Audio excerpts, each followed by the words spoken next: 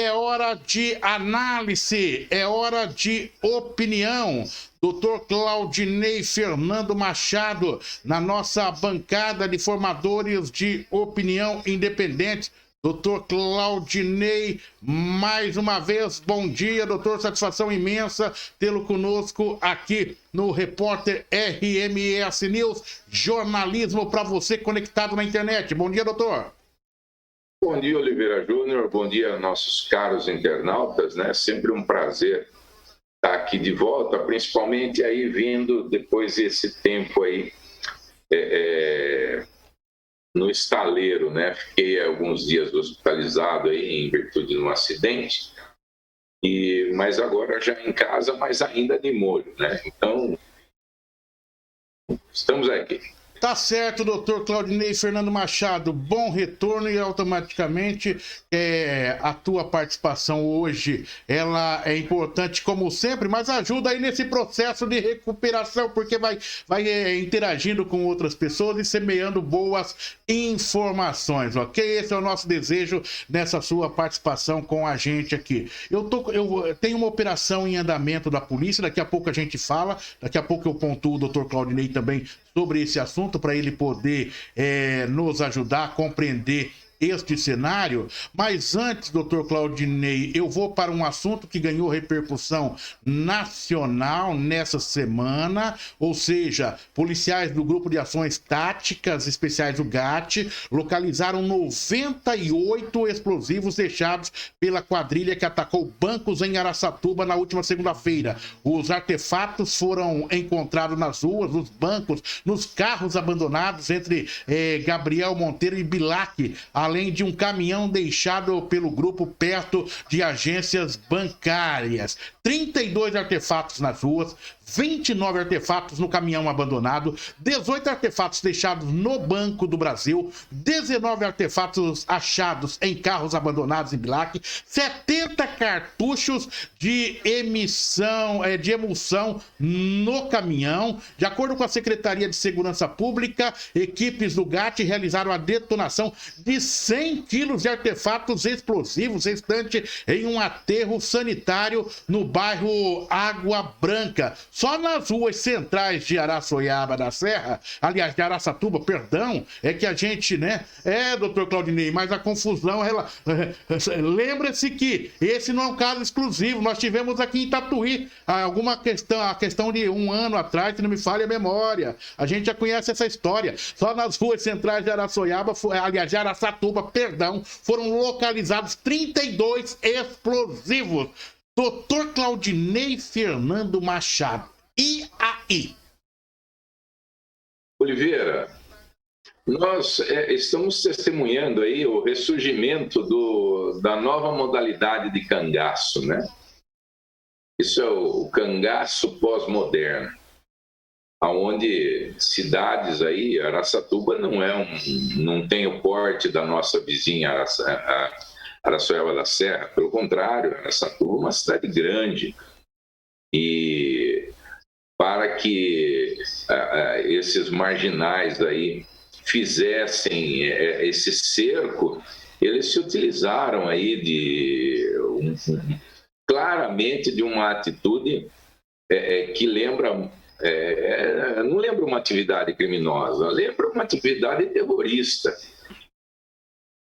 E como eles atacaram aí bancos, como por exemplo o Banco do Brasil, que a jurisdição é federal, nós teremos aí o apoio nessa investigação da Polícia Federal. Então, os bancos ali, salvo engano, também foi atacado o Bradesco, que é um banco particular.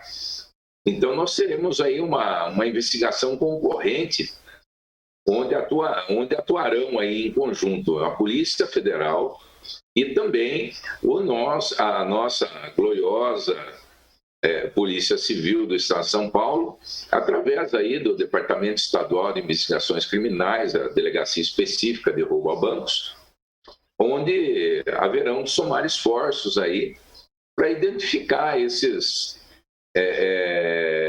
já tem gente presa, inclusive, né, por Porque qualquer atividade criminosa, Oliveira, segundo um grande professor que eu tive na academia de polícia, Dr. Rubens Liberatore, cito o nome aqui exatamente para homenageá-lo, saudosa memória, o crime deixa vestígios e esses vestígios eles conversam com o investigador. Então, um bom investigador, ele está aí atento a todos os vestígios, porque é através desses vestígios que a gente faz o caminho inverso e chega na autoria criminosa. Porque a investigação, nós caminhamos, nós vemos que parece que há um investimento por parte dos criminosos em causar um verdadeiro pânico, né? Fazendo reféns e tudo mais, né? Uma coisa interessante, né? Efetivamente é um investimento no terrorismo. No terrorismo.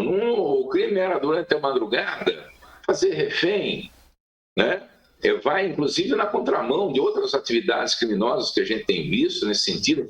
Então, eu fico me perguntando se efetivamente nós vamos caminhar para a barbárie e esse tipo de crime será freado somente por o que aconteceu com o bando de Lampião, né? Vamos aí ter o desprazer de testemunhar aí onde a população se levante e proceda à decapitação desses marginais em praça pública. E aí vamos tirar aquela foto tétrica, onde estão ali alguns achados e algumas coisas, alguns pertences dos criminosos ali com as suas cabeças empilhadas. É terrível isso. É terrível, porque a sociedade legal, constituída, o Estado não pode ficar refém desses marginais, e é o que está acontecendo.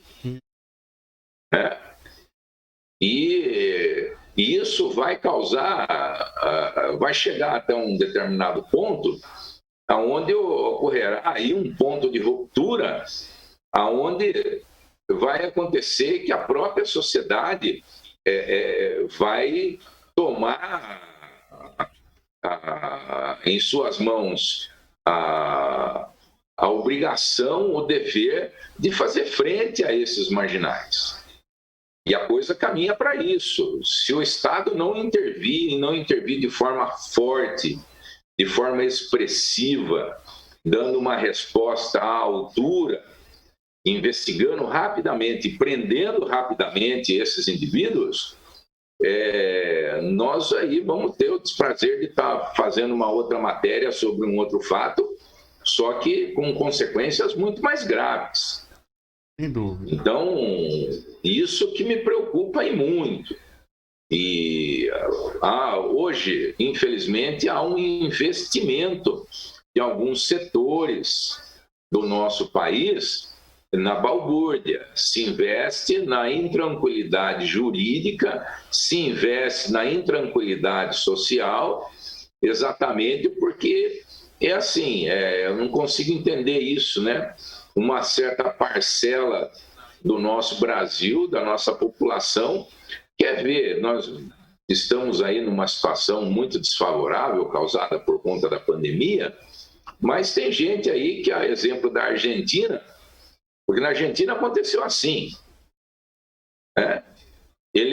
os argentinos elegeram para governar o país exatamente o grupo político que atirou a Argentina num precipício. Então, parece que aqui no Brasil não é diferente. Existem pessoas interessadas que isso aconteça também.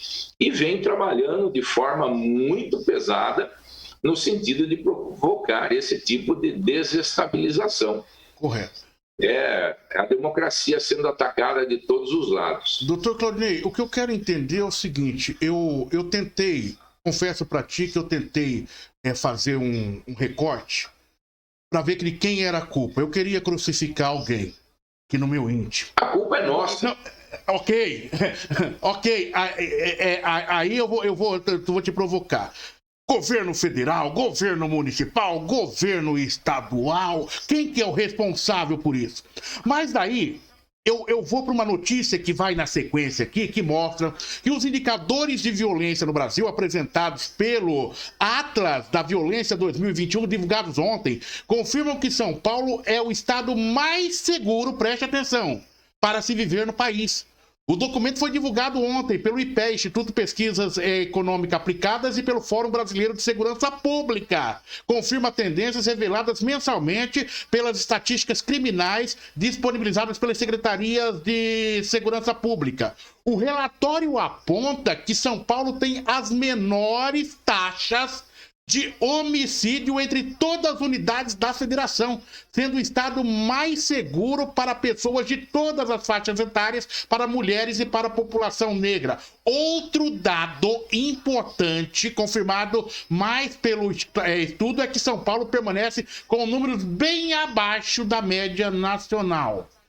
Se esse é o nosso estado, o mais seguro para se viver, onde os bandidos, no início de um dia, adentram a uma cidade e fecham essa cidade, né, como Araçatuba da Serra, e você tem outros 25 estados aí, 27 estados, mais o Distrito Federal, que não estão dentro desse índice de segurança total, e este é o estado mais seguro, doutor.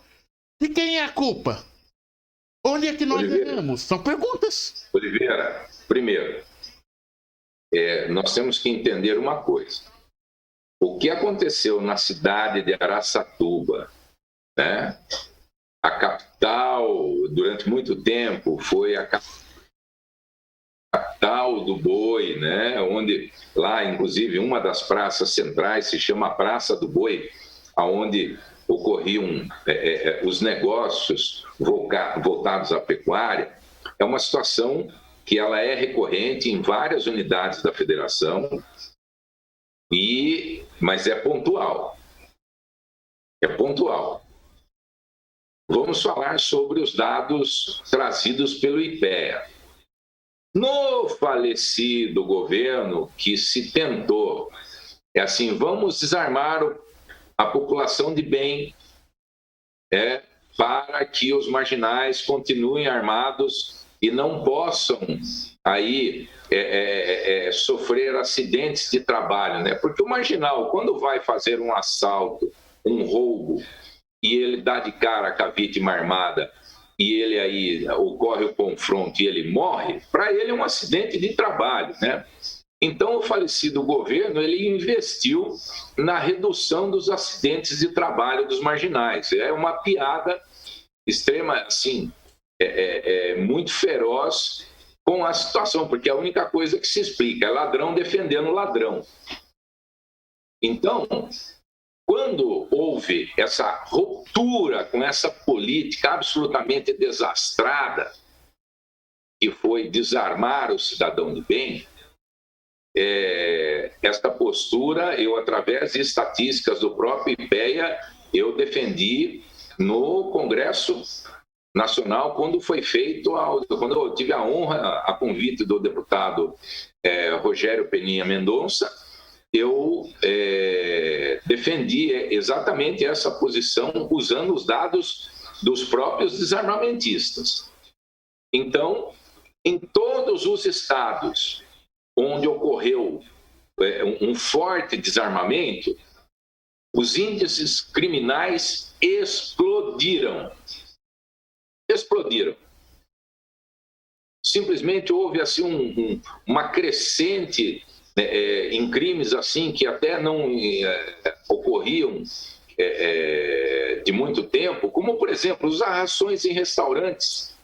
Não estavam ocorrendo. Depois que se intensificou essa campanha desastrada do desarmamento, porque a ideia do desarmamentista é mais ou menos assim: olha, eu não como carne, então nós vamos proibir que todo mundo coma carne, porque eu não gosto de carne. É exatamente a posição do desarmamentista, né? mutatis mutantes, é a mesma coisa. Hoje, com essa ruptura dessa política, os dados do próprio IBEA, ele coleciona as informações trazidas por todas as secretarias de segurança, eles dão conta que, na medida em que o cidadão de bem ele se rearmou, porque ele viu que ele caiu num estelionato político praticado assim pelo governante de plantão de outrora, as modalidades criminosas elas passaram a decrescer. Tanto é que eu não vou focar só no homicídio, Oliveira. Eu vou focar no crime como um todo. Então, na medida que o porte de arma, a Lei 10.826, ela começou a ser seguida e interpretada da forma que ela deveria ter sido, ou seja, assim, o cidadão de bem, ele tem o direito ao porte de arma, então que se conceda o porte de arma a ele. Então, somente essa possibilidade de o marginal, ele, assim, com o pouco de cérebro que lhe resta, ele pensa, agora com esta possibilidade, com as pessoas podendo efetivamente adquirir suas armas de fogo, eu não vou mais fazer um assalto num restaurante, num bar, porque existe a possibilidade de ter alguém, uma pessoa de bem, uma vítima, uma potencial vítima, estar armado. Então, essa modalidade de arrastão dentro de um restaurante não ocorreu mais. E eu vou lembrar ao nosso internauta um fato ocorrido lá atrás, no início, no auge da campanha do desarmamento, que aconteceu em um restaurante ali quase na confluência da Antônio Carlos Pômetre com a Avenida Washington Luiz, um restaurante que vende panquecas.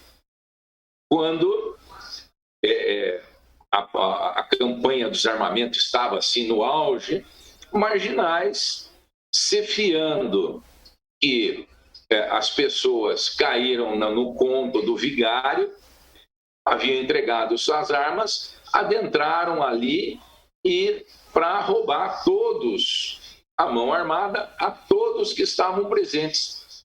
Só que, felizmente, naquele momento, estavam ali 2 agentes públicos da lei, armados, e que simplesmente,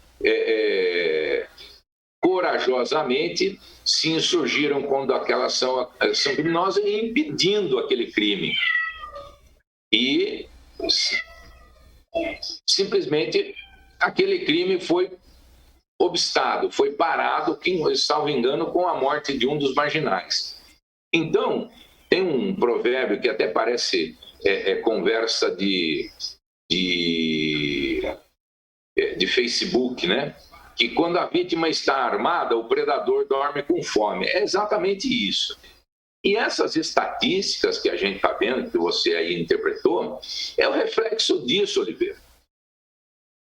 Eu sou a favor da política de que uma arma de fogo em cada lar consciente. A prova, o porquê que eu penso dessa forma? Na Segunda Guerra Mundial, a Alemanha, ela não invadiu a Suíça. E não é porque a Suíça é um país neutro, olha, eu não procuro não me envolver. Não é bem assim. Tinha um motivo econômico, que a Suíça lavava o dinheiro dos alemães, dos nazistas, e tinha um motivo logístico. A Suíça, na época, contava com 6 milhões de habitantes, só que lá acontece o seguinte, lá, devido às questões estruturadas do governo, em cada casa existem no mínimo 2 armas de fogo, desde aquela época. E a Alemanha, ela os generais de Hitler chegaram à conclusão que, para eles dominarem a Suíça, o custo de soldados alemães, visto que eles tinham um exército em potencial, toda casa era um quartel, vamos dizer assim, porque tinham pessoas armadas ali dentro, o custo operacional seria muito grande e a Alemanha não dispunha de todo esse efetivo. Então, a contagem era mais ou menos assim de 3-1. 3, 6, 18, quer dizer, para conquistar um país com 6 milhões de habitantes, a Alemanha tinha um cálculo de perder aí em torno de 18 milhões de soldados. Então, já que o cara me ajuda economicamente, está ali numa posição neutra, eu não vou criar encrenca com ele, né? É mais ou menos assim. Aqui no Brasil, com a nova política, os marginais, pode ver, Oliveira, acabou o crime de arrastão. Aqui você não vê esse tipo de notícia de restaurante sendo invadido em São Paulo ou em qualquer outra cidade do Brasil. Por quê? É o medo de encontrar potencialmente, né, um cidadão armado lá disposto a defender a sua família e a sua vida. Correto, doutor. Esse é o grande reflexo que, obviamente, os desarmamentistas, eles morrerão, mas não confessarão isso. Né? Mas qualquer pessoa minimamente inteligente e desprovida desse amor ao decálogo de Lenin, ele vai entender isso, vai concordar e vai passar numa loja aí, se Deus quiser, e falar assim, viu, por gentileza, eu quero uma arma de fogo para mim, vou treinar para usar bem esse equipamento, porque a lei assim o determina. Então, essa violência toda que nós vemos aí granjeando, né, contra o cidadão de bem, ela é fruto, nós estamos colhendo a consequência de uma política absolutamente desastrada com um viés ideológico, né? E experiências sociais, nós pagamos um alto preço. Nós vemos hoje a questão dessa experiência social lançada no governo Mário Covas, que é a chamada progressão continuada, certo? Porque, segundo Dante Alighieri, né, para algumas pessoas existe um lugar especial no inferno, né? Para quem pensou nesta porcaria de progressão continuada, deve ter efetivamente um lugar especial no inferno. Porque criou-se analfabetos funcionais, onde até o Enem teve que ser mudado porque o candidato não tinha capacidade de interpretação de texto para responder as perguntas. Então, nós temos que reinvestir não só na segurança, Oliveira, para a gente melhorar a nossa qualidade de vida, principalmente a gente precisa investir na educação. Doutor Claudinei Fernando Machado, advogado especialista em segurança pública e empresarial, aqui no Repórter RMS News. Você pode ver e rever o comentário do Dr. Claudinei Fernando Machado no nosso portal, publicados a qualquer momento. Dr. Claudinei, um abraço, um bom dia, até a próxima semana. Oliveira, sempre um prazer estar aqui, mesmo que seja por breves momentos, e espero aí ter contribuído com um pouco de luz nessa escuridão que seres das trevas tentam lançar sobre a nossa sociedade, assim, trazendo um pouco de verdades, né? Não vou trazer esclarecimento, não sou sábio, eu erro todo dia e procuro ser uma pessoa melhor todo dia.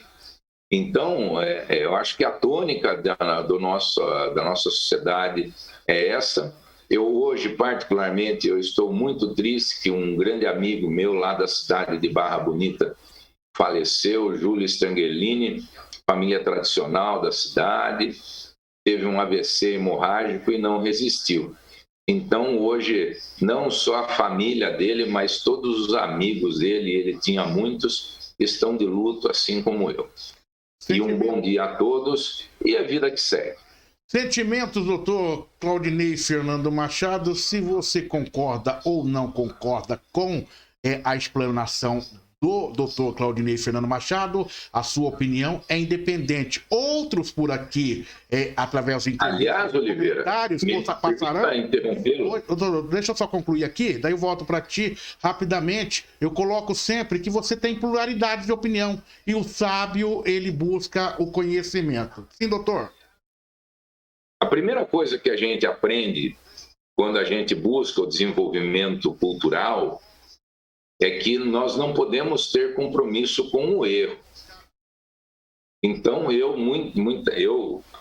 inúmeras vezes, posições que eu entendia como corretas, ao longo do tempo, ao longo da evolução, eu fui vendo que ela não era tão correta assim e mudei de opinião. Nós temos que ter a humildade de entender que a mudança de opinião era salutar. Agora, quando eu não tenho a pretensão de ser assim, voz única, dogmática, de que o que eu falo é o espelho da verdade. Pelo contrário, o que eu mais desejo com as minhas opiniões é suscitar, é incentivar o debate, fazer com que as cabeças pensem, fazer com que os nossos internautas saiam das suas zonas de conforto e efetivamente se manifestem. Porque já dizia um sábio pensador, nós, homens de bem, precisamos ter a mesma audácia que os canalhas. E enquanto o homem de bem brasileiro ficar na sua zona de conforto, o canalha toma território. Isso nós não podemos deixar de forma alguma. Por quê? Porque nós temos que defender a nossa liberdade de pensar. Enquanto nós, brasileiros, se negarmos a isso, nós estaremos deixando que pessoas que têm um viés absolutamente ditatorial tentem retirar a nossa capacidade, inclusive de pensar. Porque a liberdade de pensar é a única que... Ele pode tolher a minha liberdade de ir e vir, mas a liberdade de pensar não. E eles são tão canalhas que até isso eles querem. Então fica aqui o meu apelo a todo homem de bem que nos assista, que lute, que seja audacioso na sua bondade e na sua honestidade. Muito obrigado, Oliveira. Abraço, doutor Claudinei Fernando Machado, na nossa bancada de formadores de opinião independente.